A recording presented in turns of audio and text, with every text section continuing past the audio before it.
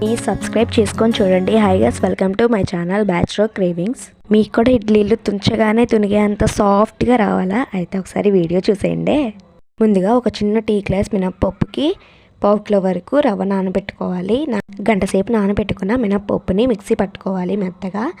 ఇడ్లీ రవ్వ కూడా నానబెట్టుకొని ఒకసారి క్లీన్ చేసుకొని పక్కన పెట్టుకోవాలి. మనం మిక్సీ పట్టుకున్న మినప్పప్పుని ఆ ఇడ్లీ రవ్వలో వేసుకొని ఓవర్ నైట్ వరకు వదిలేయాలి. నెక్స్ట్ డేకి చూసారు కదా ఎలా పొంగిందో. దాంట్లో కొంచెం టేస్ట్కి తగ్గట్టు సాల్ట్ వేసుకొని మొత్తం కలుపుకొని ఇడ్లీ ప్లేట్లో వేసుకోవడమే.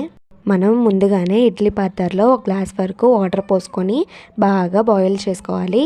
దానిలోకి మనం ఇడ్లీ ప్లేట్లన్నీ పెట్టేసుకొని ఒక 20 మినిట్స్ వరకు వెయిట్ చేస్తే ఇడ్లీలు అనేవి రెడీ అయిపోతాయి. ఇడ్లీలు తీసేటప్పుడు ప్లేట్కి కూడా అంత పర్ఫెక్ట్గా వస్తాయి అన్నమాట. చూసారు కదా ఎంత ఈజీగా ఉందో ఇడ్లీ చేసుకునే ప్రాసెస్. బయట హోటల్లో కూడా ఇంత పర్ఫెక్ట్గా రావేమో అనిపిస్తుంది. నచ్చితే ఒక లైక్ చేయండి.